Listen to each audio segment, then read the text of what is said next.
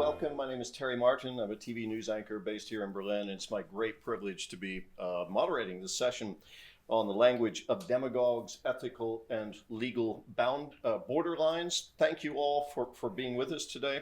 I'm just going to quickly tell you how this is going to unfold. We have about an hour. I'm going to do a very brief introduction, introduce our panelists. We're going to have a 10-minute keynote from one of our panelists, and then we'll have a discussion here on stage. But we're very eager to get to your questions as well, so I'm going to open up the floor.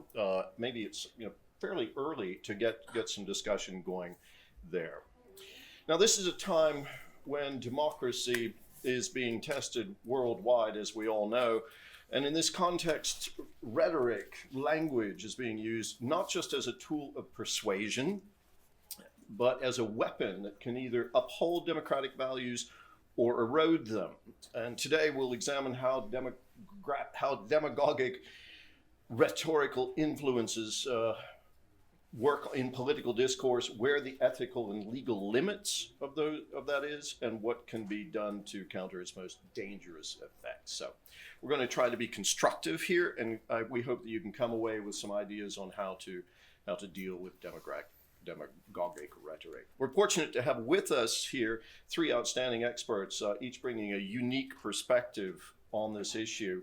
We'll start in the middle with Dr. Deborah Lipstadt, former U.S. Special Envoy to monitor and combat anti-Semitism. She's a distinguished historian who studied and confronted Holocaust denial, very famous legal case involving that, and she is also confronted the resurgence of authoritarian rhetoric and continues to do so. We'll be hearing more on that. She's going to give us our keynote this morning. Next to her, next to me, Yael Eisenstadt is a former CIA officer, former White House advisor, I presume not anymore, an expert on digital disinformation. She's worked on countering extremism in online spaces. This is really important, and advocating for ethical tech policy. And joining us there at the other end of this small but not quaint stage, Graeme Reid. Graeme Reid, UN. Is the UN independent expert on protection against violence and discrimination based on sexual orientation and gender identity. Graeme is also former director of the LGBT rights program at Human Rights Watch and has extensively analyzed how demagogic rhetoric targets vulnerable communities. So you can start counting how many times I stumble over the word demagogic, and anyway, we'll just keep going with that. So without further ado, we'll have our keynote from Deborah Lipstadt. I'm going to wear my historian's hat for framing this panel, and it would be, as a historian of the Shoah, historian of the Holocaust, sitting 20 feet from the Brandenburg Tor, from the Reichstag. It would be strange not to frame it in terms of the Third Reich and their use of of language. But let me offer a caveat by saying that I'm not drawing a direct line to what we're seeing today, and something can be very bad without being a direct line to genocide. I'm reminded just anecdotally, in Trump 1, when his administration was separating undocumented immigrant families and the children were separated, some people said people were being held in concentration camps or in settings that are akin to concentration camps. And a whole debate emerged. I wrote about this. A whole debate emerged. Were these concentration camps or weren't they concentration camps? And what happened was the issue that the separation itself was terrible, irrespective of what you called them or what you called the conditions in which people were being held, that was lost. It was similar. Was this a concentration or wasn't?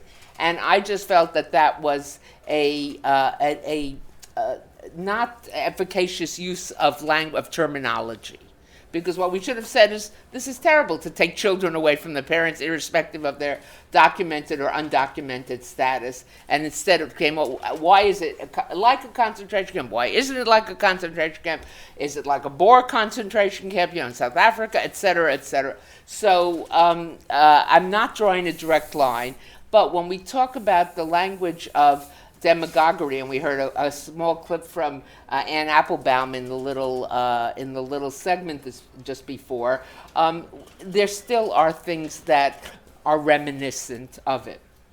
And the National Socialists, the Nazis, were masters at the exploitation of language. We know the concept of the big lie from Joseph Goebbels, of you repeat something, eventually people believe it.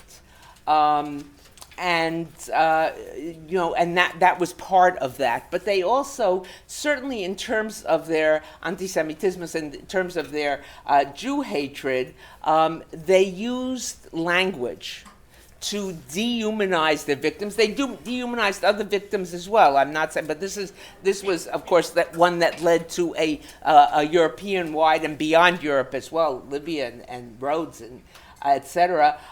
Genocide. So and that's the area I know best. So I want to focus on that. But it was dehumanized language that led to dehumanization.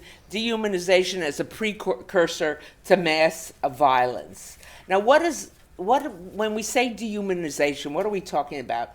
It disengages the person who listens to it, hears it, and hears it repeatedly.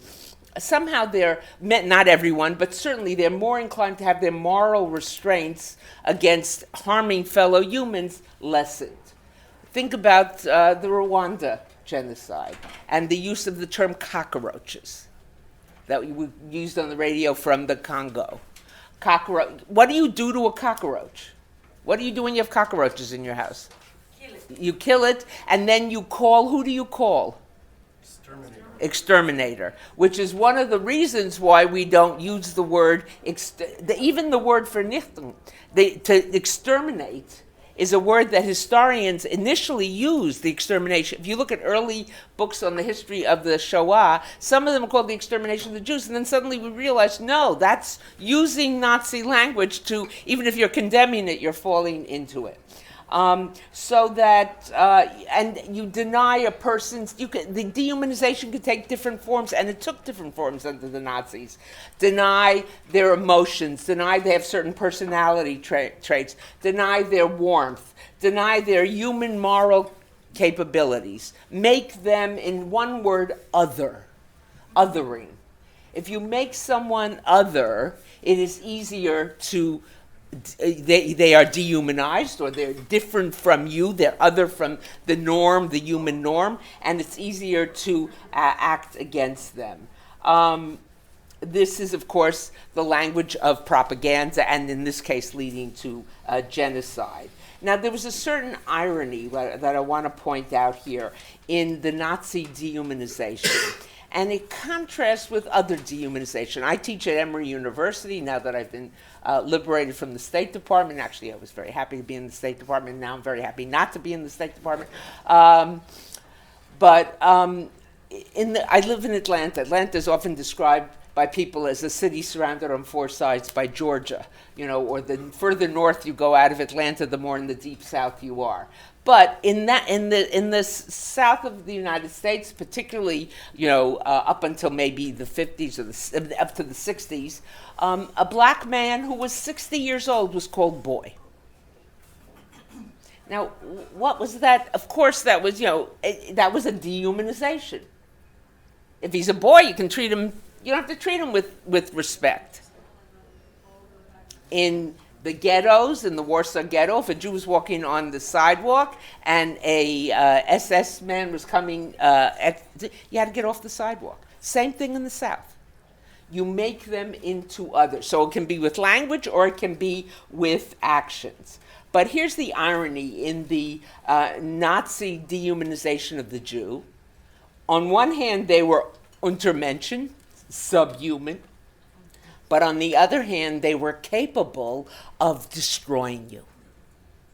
So if they're Untermenschen and they're, nothing, but yet they're capable of posing a lethal threat, not great harm, a lethal threat to Aryan civilization, and therefore they must be exterminated.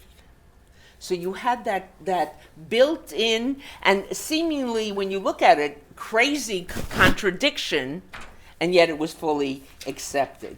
And not just subhuman qualities, but a subhuman moral character. So if you look at the children's book, there was one children's book that was produced in the early 30s called The Poison Mushroom.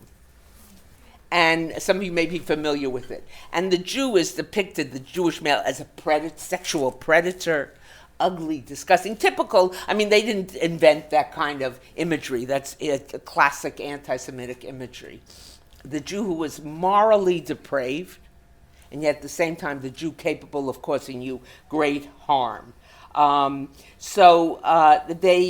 They inflict suffering using language. The language permits them, it doesn't start on day one, but slowly, you use this language to depict your victims, the Jews in this case, as having malevolent intentions, beliefs, and most importantly, capabilities of doing you harm.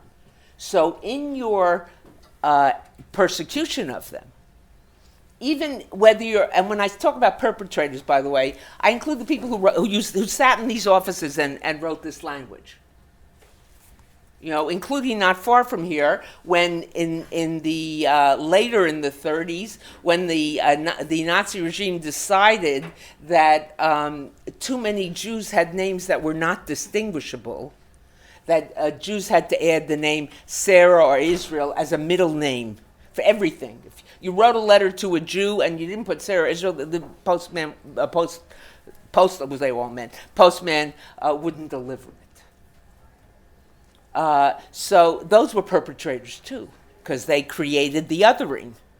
So I think when we talk about perpetrators, I'm throwing a wide net, but the users of language are perpetrators in causing the harm, whether it's genocide or leading to a different harm. So what are some of the examples of Nazi language? Untermenschen, subhuman. Subhuman should be someone who's incapable of anything. Subhuman, but capable of causing you lethal harm.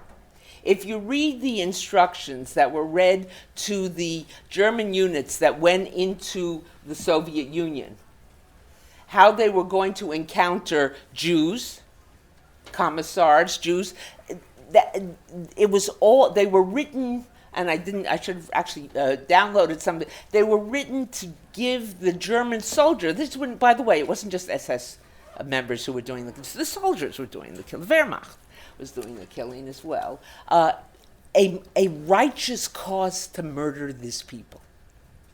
In other words, you weren't doing something bad, you were doing something good. More than something good, or you were doing something that was necessary for your survival. All starting with language.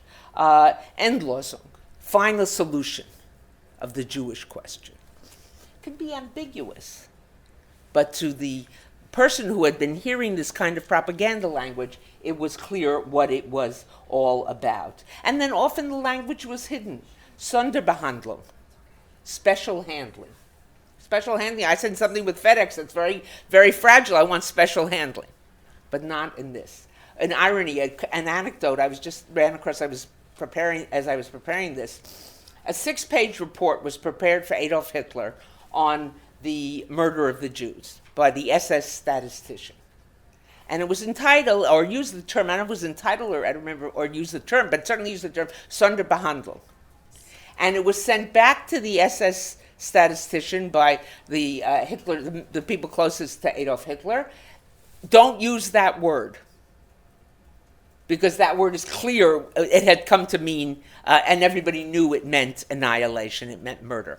But here's the irony. It was being sent to the man who had given the orders to, so the hiding of it became so complex that I'm sending a report to the man who has instigated this murder, but do not use the word that would make it clear that it is a murder. Or resettlement to the east. Your language was also used to mollify or camouflage for the victims. So if you go to one of the death camps, you'll see where those that weren't completely destroyed, you see that the gas chambers were labeled as showers. And there was a whole sort of, and even when people went into the changing rooms outside the gas chambers in Auschwitz, there were hooks for hanging your clothes, and you were instructed. They were instructed. Be sure to remember where you hung your clothes. So when you come out, you'll know. So all sorts of camouflage. That was action camouflage, but the camouflage begins with language, with the intent of othering, and if I other someone, then I'm capable of doing. They're not like me. I can do different things to them. And especially if I other them as someone who is capable of doing me great harm. So that is the legacy of the city in which we're sitting. If any of you are not from Berlin or staying longer, I would strongly suggest you go to the Topography of Terror, where you will see this laid out in a very, very excellent, I won't use that term, but in an enlightening fashion and pay attention to the language. Thank you very much. Thank you very much. By the way, the Topography of Terror is not very far from here. If you do find yourself with a little time on this beautiful day, you can just walk around the corner and find that. And of course, there's the memorial to the Jews of Europe, to the Holocaust memorial just outside our window here. Thank you so much, Deborah, for giving us some context also related to where we are right now. It reminds us that demagoguery is nothing new. The term has evolved over time. It didn't initially have a bad meaning, but it's turned into that. I don't need to offer any explanation of what it is because we've just heard an excellent introduction to it. But again, it's nothing new. But today's political landscape, because I'm going to try to connect this to where we are now, presents unique challenges, shall we say. Inflammatory rhetoric is being amplified on an unprecedented scale, and Yael is going to talk to us a bit about that, I'm sure, from the highest levels of government to social media algorithms that are designed to provoke outrage. And in some cases, it lays the groundwork for discrimination, for violence, and even the dismantling of democratic norms. And there are many arguing that that is what is happening right now. I want to begin with one question, an open general question, maybe resonating with what you just said, Deborah, trying to look at the historical patterns of demagogic rhetoric, and where do you see that reflected in contemporary political movements? That's my question.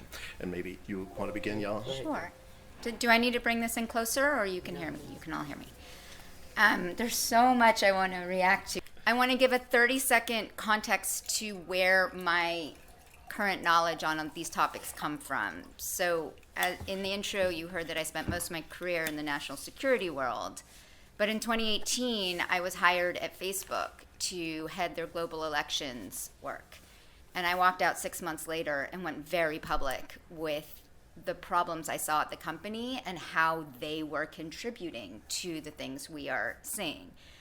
And then most recently, I went over to the Anti-Defamation League I was their vice president for the Center for Tech and Society. I only bring these two things up because some of you might have followed. I'm not there anymore, but there was a big controversy where Elon Musk then attacked me and us. And that gets right back to some of the things you were saying. But I want to start with the most modern version of what you were talking about. Some of you might be familiar with Pizzagate. So Pizzagate was this conspiracy theory that a secret cabal of Democratic leaders led by Hillary Clinton they were sex trafficking children, and that they had children locked up in the basement of a pizza place in Washington, D.C. And the reason this is an important thing to understand is this is on its face a ridiculous conspiracy theory. And yet, because it went so far online, benefiting from the algorithms at a company like Facebook at the time, which saw it as so salacious and outrageous that it kept promoting it because that's what got people engaged, that a man actually drove across country to DC with the idea that he was going to save these children. And he showed up with a gun to try to storm the basement of this pizza place to kill people in order to liberate the children. And I feel like that is such a modern day example of what you were speaking about. It was these terrible, blood-sucking pedophiles, secret cabal led by Hillary Clinton, but also I need to go save these people. And that ended up leading to what we now know to be QAnon, grew out of this movement. And then QAnon, though, started engaging with the most basic, old-fashioned anti-Semitic conspiracy theories. And that is how QAnon started growing. We often say, and I'm pretty sure I've heard you say this too, anti-Semitism is the canary in the coal mine. What do we mean when we say that? It's when an anti-Semitic conspiracy starts being promoted or starts gaining traction, that is a direct line to anti-LGBTQ rhetoric that's going to start.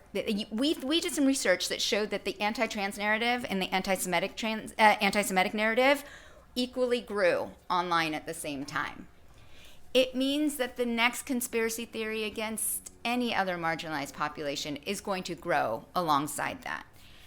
And why I focus so much on technology's role in this is it is one thing to say these are just terrible things terrible people are saying, but none of it is illegal. It's all free speech. And one could argue that that is correct. It is free speech to say terrible, racist, homophobic, anti-trans, anti-Semitic things.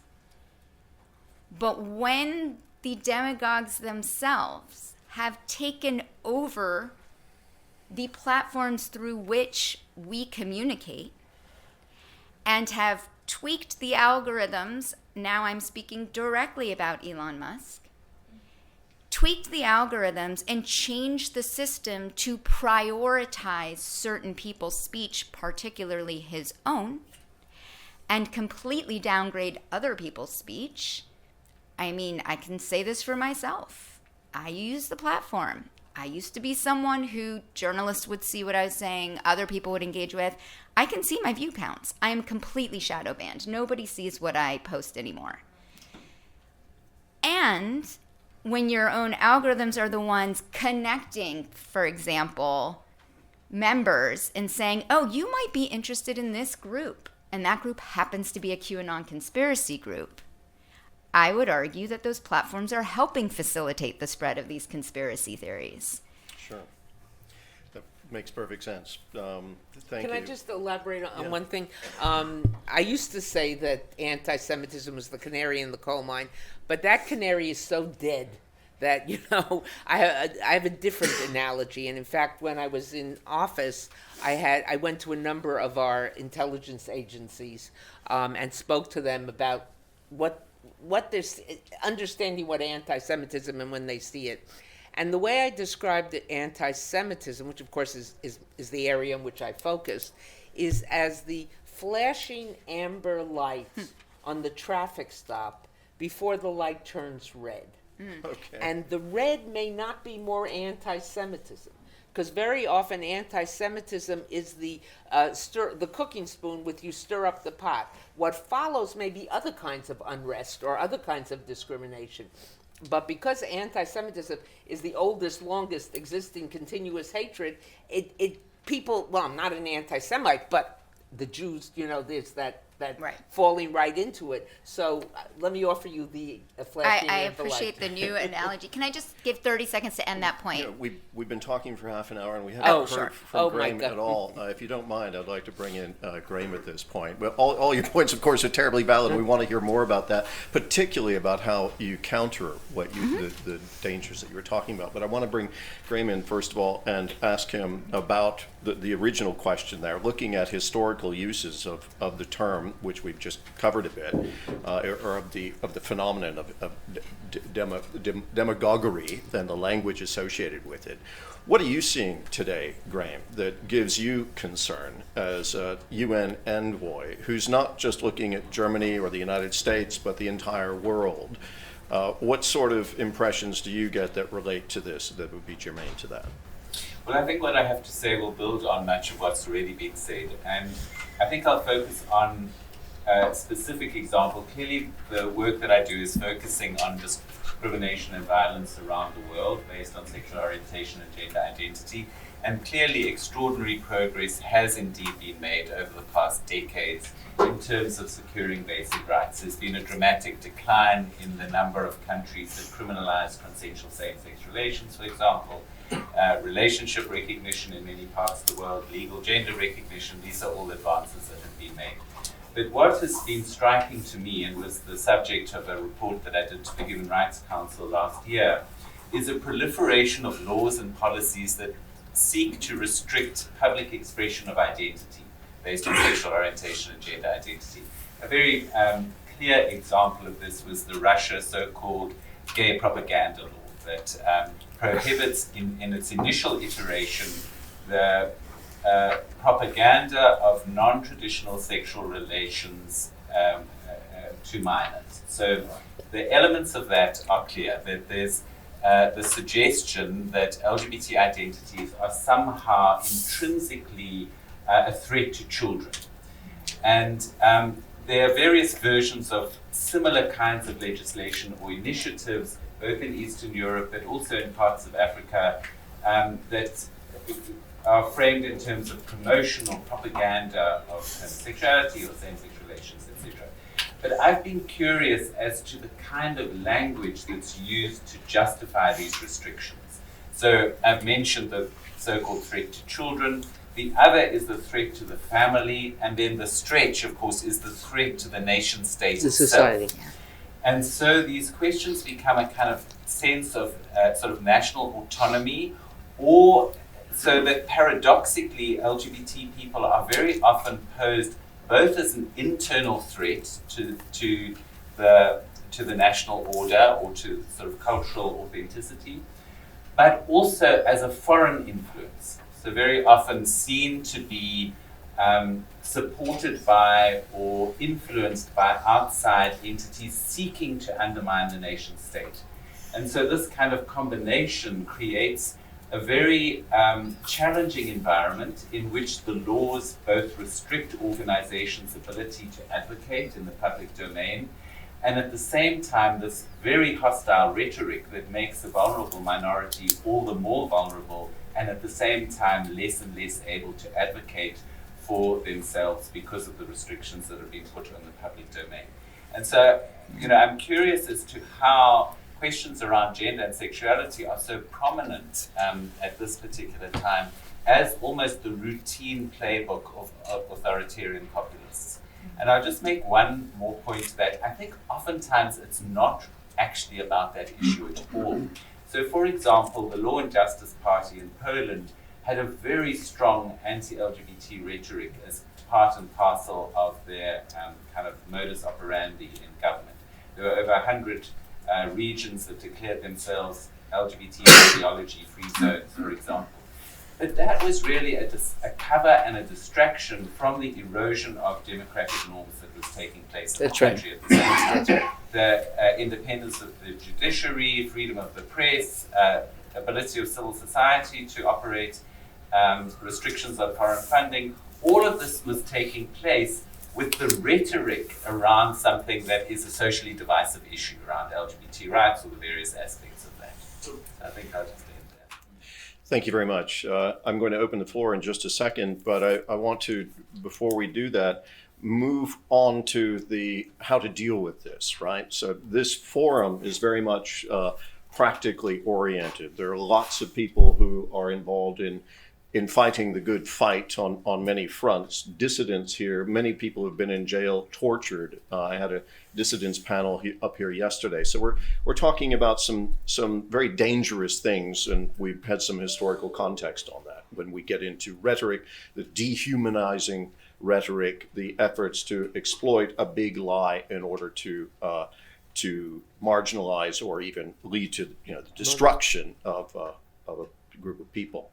So I'm wondering, where do you draw the line when it comes to rhetoric, right? We're talking about language, how language feeds into this. And many of us, not all of us, live in pretty free societies where we do have a modicum of free speech, and it's being challenged in different ways. I live in Germany. I grew up in Canada and North America. The 51st state. Yeah, that's a whole nother discussion. But it also fits into language, the way that language is being used by the Trump administration in order to soften public support, both in the US and in Canada, for that notion of annexation, whether it be Canada or Greenland. Anyway, so we're in the internet age. We're in the age of algorithms. We've heard a little bit about that already. I'm just wondering what can be done. Where do you draw the line between free speech and hate speech? What is acceptable? What is not acceptable? And how do you, in a democracy where you have freedom of speech to a degree, how do you protect the people from that? I'll just open the floor to that very quickly. I think there already are limits. Even, no matter what administration, the previous administration in the United States, libel, slander, legal remedies. There are legal limits. Incitement. It's one thing to say, I hate those people. It's another thing to say, I hate those people, and there are a group of those people a block away, let's go get them.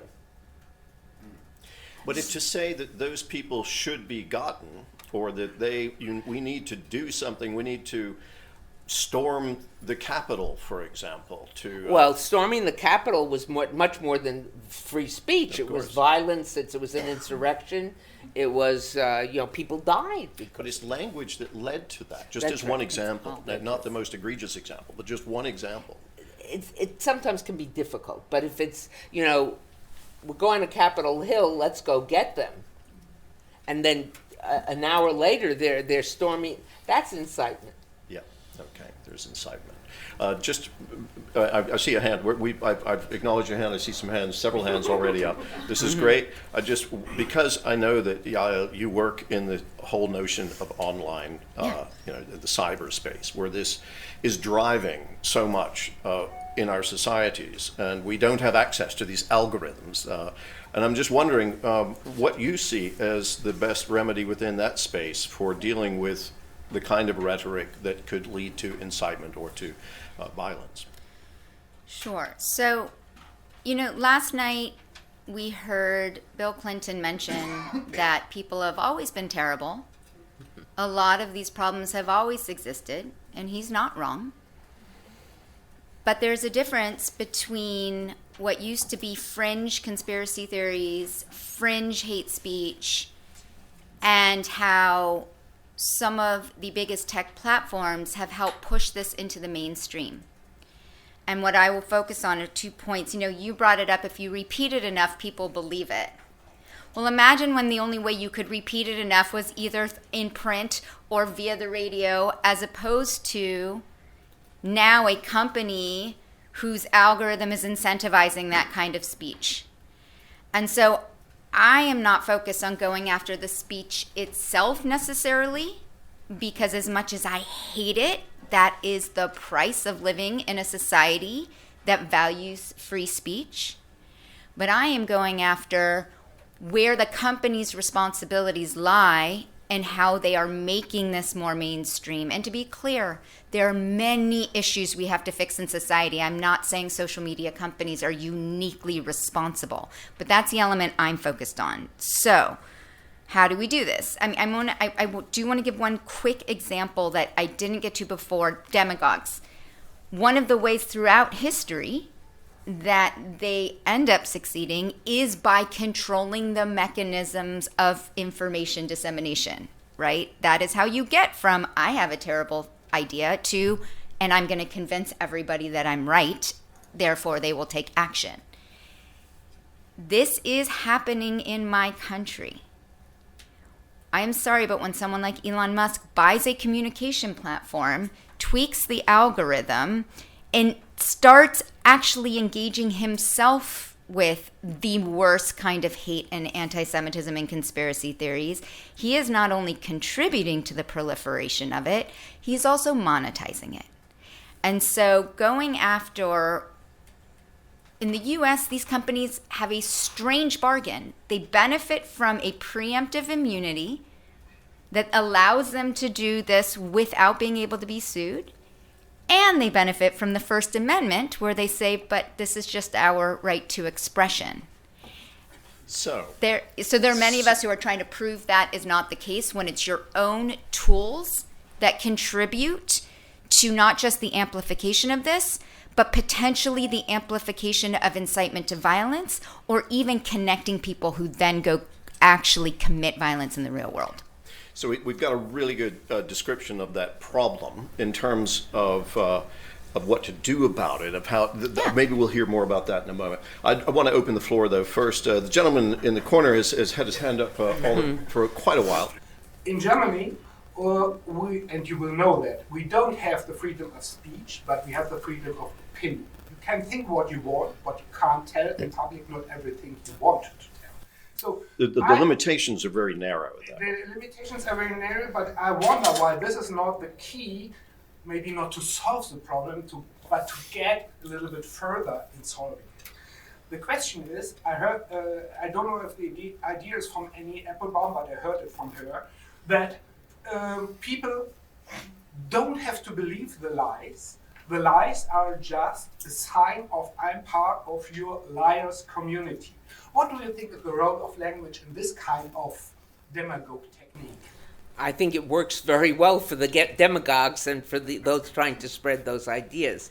I think that in today's a number of countries, including my own, there are many people who don't believe many of the lies that are out there, but yet the lie becomes sort of a unifying symbol. What did President Clinton say last night when he talked to this MAGA hat person? I'm too far gone.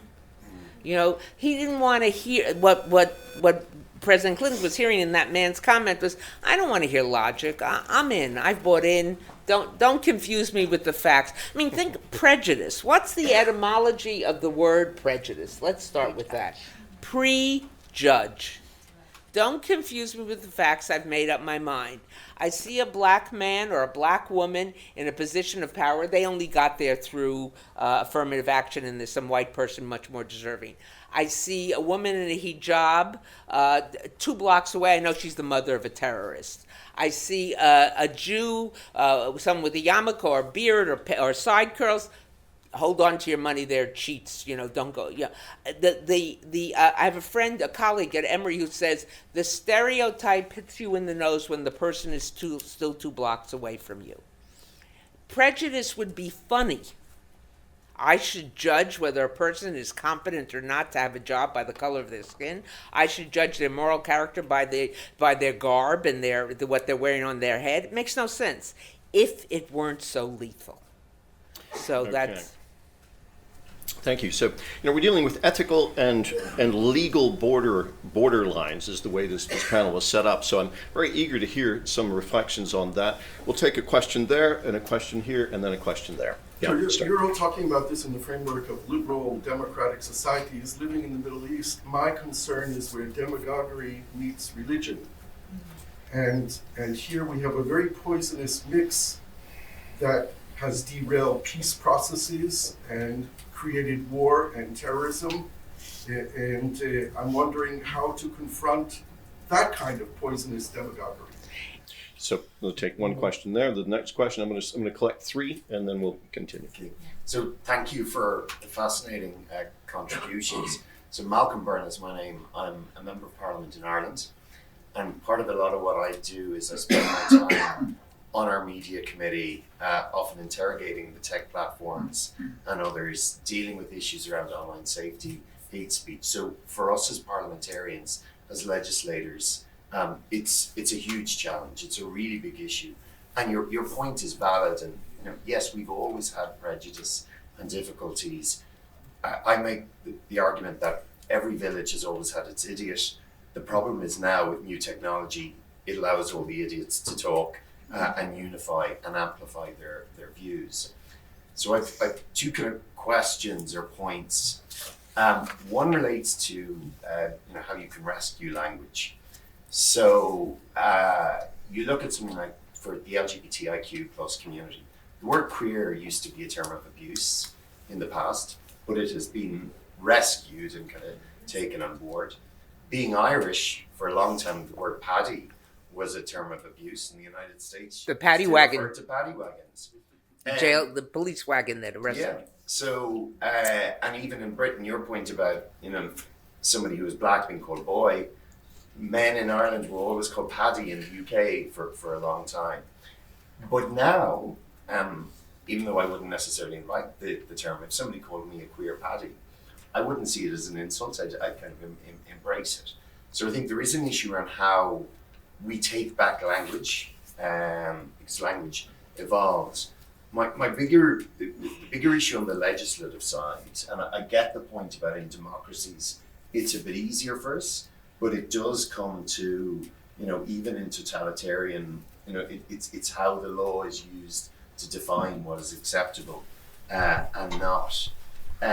It's how we get that balance right between awful but lawful speech and the incitement piece, and then the whole question around content moderation. And this is particularly the question about AI and content moderation. And I appreciate I'm talking for long, but it's coming to a point. When we would have met with a number of the tech platforms, some of the views that they expressed were quite interesting. Meta in particular, because I asked them, where do you draw this line? And they used a very interesting example. They said, if somebody said on the platform, I hate Emmanuel Macron, I think he's an awful president, that would be viewed as acceptable. But if somebody said on their platform, I hate Emmanuel Macron, I think he's an awful president, He should be and killed. he deserves to be shot. And they very clearly said that was the line. The problem was, of course, I said, I can point to lots of examples of that being said on your platform and your failure to take action on it. Yes. And it comes then to content moderation. And to your question about Germany, it's interesting. Germany has more human content moderators than any other country on the planet. X came in before our committee. Interestingly, these great advocates of free speech insisted on it being a private session. But they have cut, since Musk came into power, they have cut the number of content moderators globally from 5,500 to 2,500. Yep. And they say that they all entirely rely on AI. So my question is around, to what extent, and I'm an AI advocate, can we use AI to be able to address some of these challenges? And apologies for the long. But no, thank you. Your experience as a legislator is extremely valuable in this context, dealing with that. No, I appreciate your insights there, and the question, of course, dealing with AI, which we'll come to in a moment. So, thank you for the opportunity. I prefer to stand up. Just to let you know, my name is Mustafa. I'm from the Iraqi Kurdistan region. I work for the Barzani Foundation, which we deal with various different issues. The democracy, actually, it's an opportunity for ethnic minority to not to fight in the ground, but rather fight in a democratic manner to get their voice heard in international stage. The First Amendment, actually, it's about America, but it should be, it's an international and universal right for everyone, so it is the ethnic minorities' right to be protected. The reason I'm saying this is the question is just really to support your idea and what you have said, the argument we have locally, not long ago in Kurdistan region, we try to have a Kurdish flag on the social media platform, right, to be legalized. So what happened was we were asked to promote the flag of Tajikistan, because they're very unique to the Kurdish flag, so at least so the algorithm cannot recognize that, and eventually then will be legalized. The point I'm trying to make is, maybe for a Britain, America, or Germany, or other country where there is the establishment of democracy is very concrete, is well established, the rule of law is very strong, the idea of promoting the free speech is obviously already, it's more than 100 years old. It's probably a problematic, but not as such as for the ethnic minority. The Kurds and then other ethnic group, which I only cast it for background, the only weapon we now have is social media. So we want to promote the idea, the freedom of our own ethnic group to protect our identity as well as the democracy and all the human rights and women rights through the social media. But because of this systematic persecution, that's what I would say, is this promoted by the states, not by the individual, where the various different aspects of the Kurdish life has been algorithmed. So you cannot really promote the idea of Kurdistan simply because some of the states in the region have put too much money and too much effort to protect, or rather to prevent the Kurdish identity to be known as the way we want it to. Still, it's so mean. The question is, it's what is now is the entire focus about the new idea, the new era in America, and then the freedom already has been actually fragile in the West. But I think it's the only way democracy and the humankind is really work, really also you have to think about the minority rights as well. As a Kurd, we may have a land, but we don't have a country. And then obviously one comes to the legal aspect of the fighting against your own ideas of sharing your information. If you don't have a boundary as a country, you don't have a legal right, then you can't even fight with the Elon Musk as well, because you're not a country where you can't have.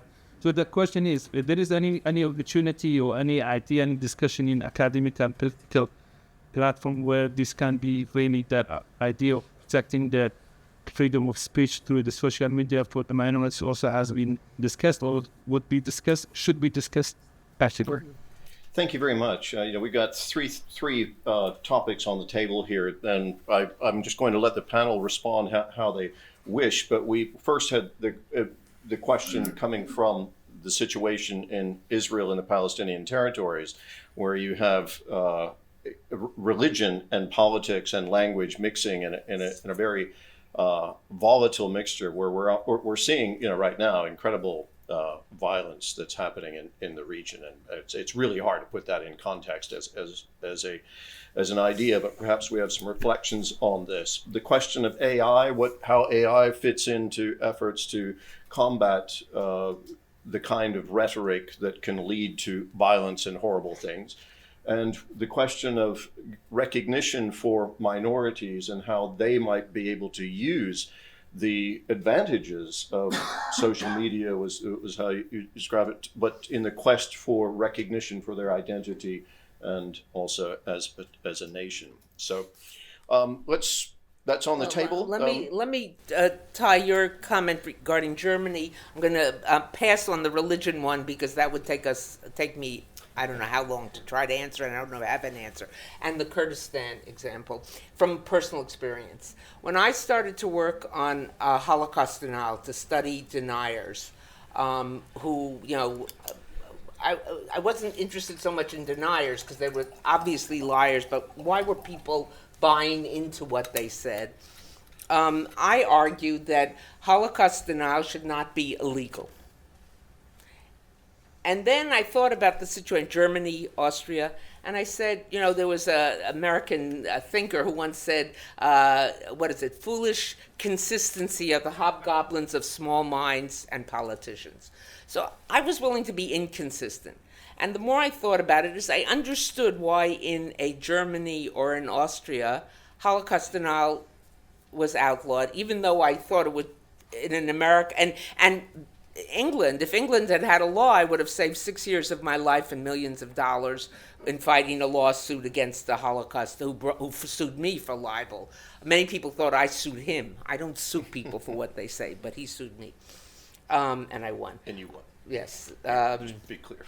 But I understand why, that sometimes there's a historical situation when you have a legacy such as Germany does, why you outlaw certain things. So I understand that. And in terms of just on Kurdistan, it is the problem is just I don't want to give it a short answer because I'm not that familiar with it. But what I am is I think it is a tragedy of immense proportions. And it's a quest for recognition that's happening in Iraq, but also in other countries That's of right. the region, including Turkey and Syria, notably. So what I would like to bring Graeme in here because we did have a couple of references to LGBTQ+, and also the question of recognition for minority rights. And perhaps just to say, a distinction, of course, would be between a lot of the rhetoric comes from state officials in terms of LGBT issues. So a different standard would apply, of course, to government officials and state actors than to the general public. I mean, I'm more on the side of freedom of speech, although again, I come from South Africa, and given the history and legacy there are quite some limitations in terms of freedom of speech there. I did want to touch on the question of religion because that's something that's very clearly very influential in my role. And just anecdotally, I was presenting a report to the General Assembly last November, and there were 3 special rapporteurs presenting. The chair introduced them one by one, and question and answer. And then the moment the word sexual orientation and gender identity are heard in the room, about a quarter of the delegates get up and dramatically pack their bags and leave the room. Now, this is within a UN context, which is supposed to be, discussing a whole range of extremely controversial issues. But it's oftentimes that many states reject the idea that LGBT rights belong in the framework of human rights at all, and then relegate it instead into the terrain of tradition, culture, morality. So, I think that just alluding to the ways in which a different framework is often used to deal with these kinds of issues that is not within the human rights framing. And then just the AI, perhaps AI would, as moderating, would improve and become more concise, but I think there's also the risk and danger of excluding a lot of, if it's a somewhat crude tool, it kind of excludes a lot of speech on LGBT issues in general, because it's seeking to, it's not as precise as. Let's be very clear about what these companies want. They do not want your laws to impede the way they operate, and they do not believe they should have to abide by your laws. I want to be very clear about that. Mark Zuckerberg himself said in his own video he posted a few months ago, everybody focused on the fact that he said he was going to end fact-checking. At the bottom of that video, he also said, I am going to work with Donald Trump to push back against legislation around the world. I want to just make sure everyone understands that it was very clearly him saying the autonomy of other countries do not matter when it comes to my company. So you mentioned that they have more human moderators in Germany than they do anywhere else. That is only one of many proof points that they can tackle these issues if legally obligated to. They just choose not to. And that is a really important part, even if they start using more AI to do content moderation. And yes, you bring up a crucial point there. If they rely on more AI, chances are they're also going to take down more legitimate speech, at least in the beginning, in an effort to moderate. But also the move to AI will try to push them even further away from taking responsibility for anything, because they will say, oh, it was just the AI, it wasn't us. At the end of the day, every algorithm, every large language model, every AI generated anything, is coded by a human being to begin with a goal in mind. And often that goal obviously is about what the company wants. And just to say, not only can they do what they should be doing, they'd certainly take down copyright infringements without a problem. They have the tools. But they want to make sure that they are not legally responsible for anything that happens on their platform, even if it's a legal activity, So they will do everything to convince you that it is too hard for them to moderate the content. Content moderation is important, but it is also a false flag in terms of they want you to focus on content moderation instead of on what their goals and own business tools and decisions are doing. Okay. Thank you very much. We'll take 2 more quick questions. We have very limited time, but please, sir. All right. I didn't want to say anything, but in the last minute when I heard it, I said, look, we are obviously very much concerned and apprehensive about the conduct of the social networks, and I gave the example of personal experience in Facebook and others. Problem today, I think, before we talk about the social networks, and there are serious problems with the social networks, is the language of the most celebrated leaders in the world. When you listen to the President of the United States of America, I happen to read now the new book that was written by Mark Ruth, at any cost or whatever it's the name, and you read what he says, and the way he expresses himself. So what do you want to complain about in those social networks? The most important authorities in our democratic world, not in the Iraq, Kurdistan, unfortunately, in the United States of America, in other countries. It's coming from the very top. The same thing is, unfortunately, regrettably, in my country, where the heads of the Secret Service, the military intelligence, the Mossad, the most important, sensitive positions touching in the fundamental issues of existence, they are accused by almost semi-official announcements coming from the Prime Minister's office or from the Minister of Defense office saying they are partners of Hamas. They were collaborating with Hamas and so on and so forth. I mean, what do you have to, where do you have, in other words, the question is, where do we have to focus our energies in our efforts to stop this? If we can't stop Trump, how can we stop Mark Zuckerberg? Excellent question. I'm not sure we're going to get an answer to that. Unfortunately, we have almost no time to respond, but I've already promised that there were these 2 questions or statements can be made very quickly. The young lady here in the front, and then you, sir. Hi. So, what do you think about the association of language and shame? Because, of course, other people, you call them cockroaches and paddy, etc. However, a large section of all of us that we went to high school with, we went to college with, etc., buy into that language because they are easily shamed into thinking that if you do not understand this language, if you don't respond to this language, you are not the ideal population of the world. So, how would you respond? Yeah, very much othering. Yes, and the final question. My name is Robert Siebes. I'm a filmmaker and media producer, and I just wanted to stress what you just said. In fact, the suppression of minorities happened a lot in Western governments from the governments. I heard from all parties. It's not a partisan issue from my perspective. I saw it from the left and from the right in various countries. Just if you remember how ministers and even chancellors spoke about the unvaccinated or others, it created a tension, which of course creates an echo. So you had, so you can, if you look at just one side, which is not your side, you see how much hate is there. Don't be surprised that the others might see it if they look to your side too.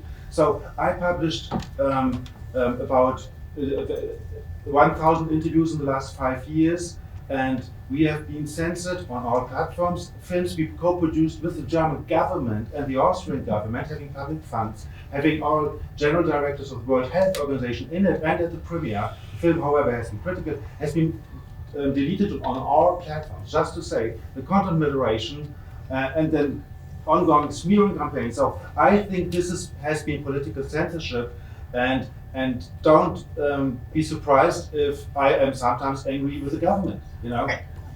Can I attempt Ms. Romer's question very quickly? Yes. By the way, I didn't introduce Ehud Olmert, former Prime Minister of Israel, if anyone didn't already know. To your point, of course, you're right. The most terrible things are coming from the most elite voices. That is absolutely true. We have to focus our energy on all of it. The reason why, I'm not saying the social media is the only thing to focus on, but I will say this. Social media absolutely enabled someone like a Donald Trump to, he was a, both. But first, he was a master on how to game the algorithm, use the platform. I'll give one quick example. From the documents that were released by the whistleblower Frances Haugen a few years ago, and I saw this myself when I worked in the company. One thing that didn't get enough attention, there was a document in there that showed that European parliamentarians admit that when they started using Facebook for their political campaigns, they knew that they had to start using more and more extreme language in order for the algorithms to pick them up. And then they admit, this is from internal Facebook leaked documents, and then they admit that when they were elected, they started legislating in more and more extreme ways because that's what they were elected for. So my point is not that the elites are not the problem, but social media has absolutely helped them go further to the left and the right and use the more extreme language and then start legislating that way. Let me just add very, very briefly in response to my friend from Lipstadt. Comes from Lipstadt. I think it would be important. Many of us in this room think of this issue on a political spectrum from right to left. Throw that out. Think in terms of a horseshoe where the two extremes meet. We see that clearly with anti-Semitism, and the two extremes meet with the same stereotypes, but also in this issue. Think of if you only see it on the other end, the problem at the other end of the spectrum from where you sit, then you're part of the problem. It is extremism, whether we're talking about this in terms of AI, in terms of this language. It is not a right or left issue, it's both.